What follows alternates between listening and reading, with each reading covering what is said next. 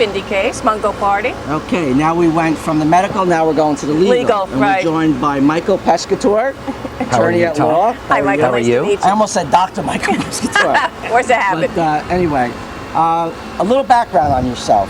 You're from originally From Milburn. Milburn, okay. Grew up in Essex County. Went to Milburn High School.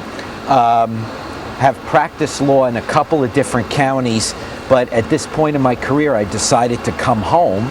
Okay. So I opened up my law office in Verona on Bloomfield Avenue. Okay.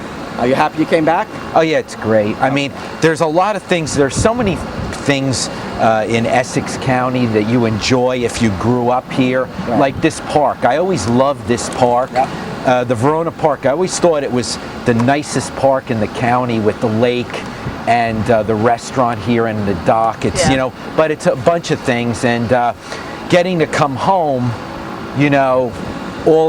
a lot of the people I grew up with, this and that. I got an email the other day from my roommate from college after 25 years. He lives in Montclair. He emailed me at my office. Oh, good. It's amazing, What type of law do you practice? I'm a litigator. I'm a certified civil trial attorney. I do municipal court violations, DWI, and other traffic violations. I do heavy personal injury, commercial litigation, products liability. I'm a courtroom lawyer. That's what I do. If you're in trouble, I'm the guy you call. Really? Yes. It's interesting because there's a lot of lawyers I know, they never go to court. Right. You know what I'm saying? It's, Right. they do more paperwork and so forth Right. and so on.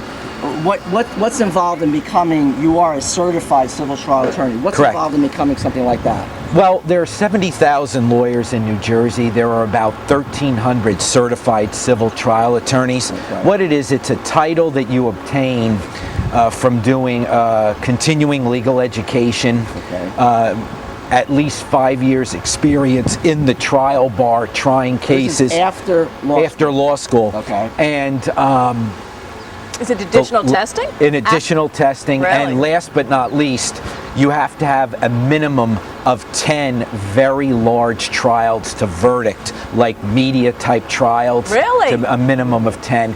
That's why there's so few. If you look at the number of certified civil trial attorneys to the number of total lawyers in the state, like I said, there's 70,000 lawyers in New Jersey. I think that there are, I'm not really sure the number, but tops anywhere from 1,200 to, 1,700 certified civil trial attorneys. So could someone use a person who's not certified for certain things, but Well, yes, but going in, that It's the person experience. doesn't have the amount of Right. courtroom experience. That person may not specialize in the courtroom. right?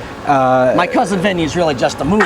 Right, correct. Those things really don't happen in Right, real life. it's you know just what a I'm saying? movie. I mean, you don't learn to be a trial lawyer by reading books Right. and then going in and you're brilliant your first trial. Exactly. I mean, to give you an idea how early I started this, I went to law school. I did very well.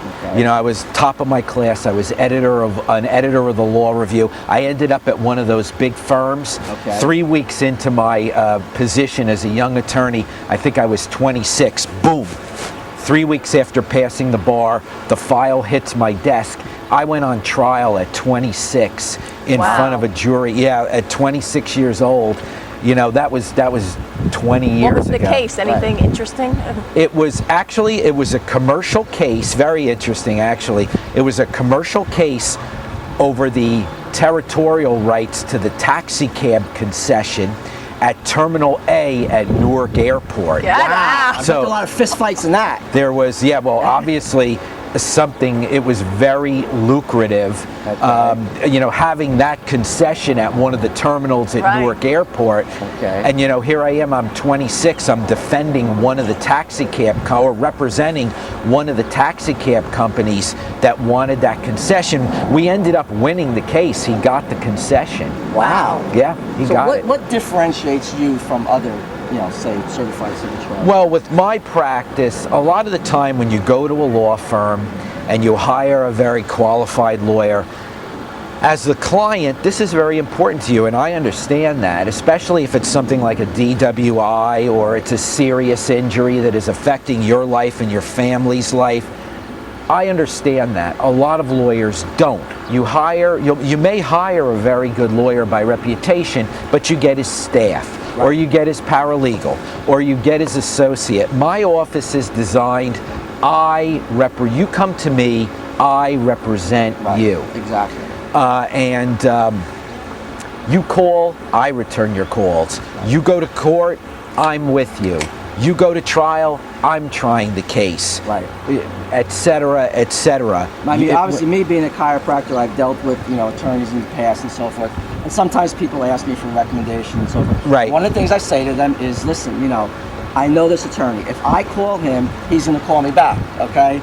If you have a question, you can call him. That's very important. What's important to me is the access, to the office, and because people have questions and they're afraid sometimes, and the insurance companies are bothering and this and that, and sometimes the attorney is just not. Oh, he's in court today. He'll call you later. And he doesn't. Right. That is very important to me, and that's what I like. Right. Well, I'm sure you have it in your chiropractic practice. You probably have certain patients. I only see Dr. Malanga. Right. End of story. Right. And I'm a big believer in that because, as an attorney, I try never to lose touch with my clients. Look, if you have X number of clients, to some attorneys, they're clients. But you know what? If it's your DWI or you're the one that's hurt and you're out of work and it's affecting your family or your ability to pay your child's college tuition, that is extremely important. And I never lose sight of that. The other thing that differentiates me, my style, as far as my style in the courtroom, it's been described by attorneys and judges as extremely aggressive. I mean, I'm from the old school. Isn't that what you want? Well, there's some lawyers that aren't. There's some lawyers that are more diplomatic. There are some lawyers that, as you said, there's some lawyers that don't even go to court. They're transactional lawyers. They practice in areas of law where you don't need that level of aggression. In the work that I do, I have found that the best defense is a good offense. Right, exactly.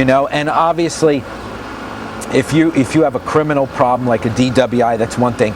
If you've been injured at work or slip and fall or an auto accident, you're dealing with insurance companies who generally, systemically, are very insidious. It is their job. They don't care about you. They don't care how bad your injury is. They don't care about your medical bills. Their job is to make sure that they don't pay, and as a result, that your rights are dishonored, that your rights go down the drain. And it's my job to prevent that. And I'm good at it. And even in, like, for instance, when you deal with in health insurance companies and so forth, if something is denied, if you don't fight it, then that's what they want. They don't want you to fight it. Absolutely. The minute you make a little bit of a stink to say, okay, we'll pay this, that's what you have to fight. Okay, and especially, listen, if you feel you have, you are injured or you feel you have a right and so forth, you have to fight for it. The insurance companies count on you not fighting. That's basically correct. And you have to fight, and you have to fight promptly. I always tell clients, if you have a real problem, you should get to me within 10 days, because I like to take fast action, because fast action translates into, one, the client is serious, and two, he's hired a lawyer that is extremely serious. I agree. So, I mean, I prefer that prompt action. Right, exactly. So you must have had some other high-profile cases, though. I've had some high-profile cases. What was your most interesting case, say? Whatever. My most interesting case, or a case that I will remember, I would say about 5 years ago in Atlantic City, I represented an 18-year-old kid. I tried a boating accident which occurred off Atlantic City, off Bally's, off Atlantic City. The 18-year-old was in a boat. The boat malfunctioned because of a defective design of the stern, which is the back of the boat. Okay. There ended up being a boating accident. He fractured his spine. His spine literally split up the middle. He almost died in the water. And they were able to get him to the hospital in time where he didn't die, but they had to mechanically or with titanium, rebuild his spine. But it was just a tragic case